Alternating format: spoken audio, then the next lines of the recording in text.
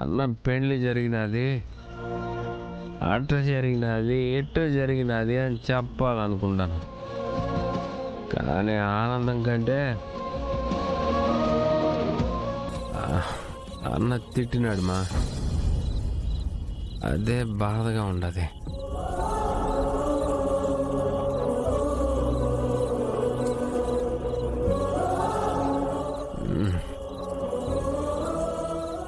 ఏంది మా, నా బాధ చెప్పుకుందామని వస్తే నువ్వు బాధపడతా ఉండవు.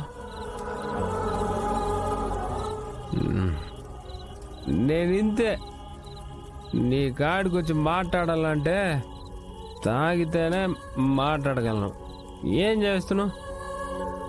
ఇంట్లో దుడ్డు ఎత్తుకుపోయినానని అన్న నన్ను తిట్టేసినాడు.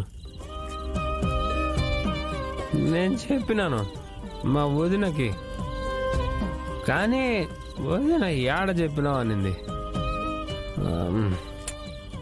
వినిపించుకున్నట్లేదు. పొద్దు నన్ను మాటలు అననోడు కొంచెం గట్టిగా అన్నాడు.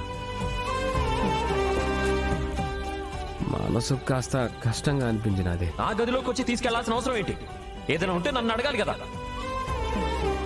ఏంట్రా హక్కు?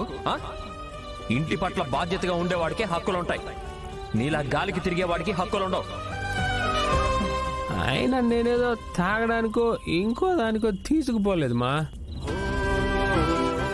నేను అన్న కోసమే తీసుకుపోయినాను. అంటే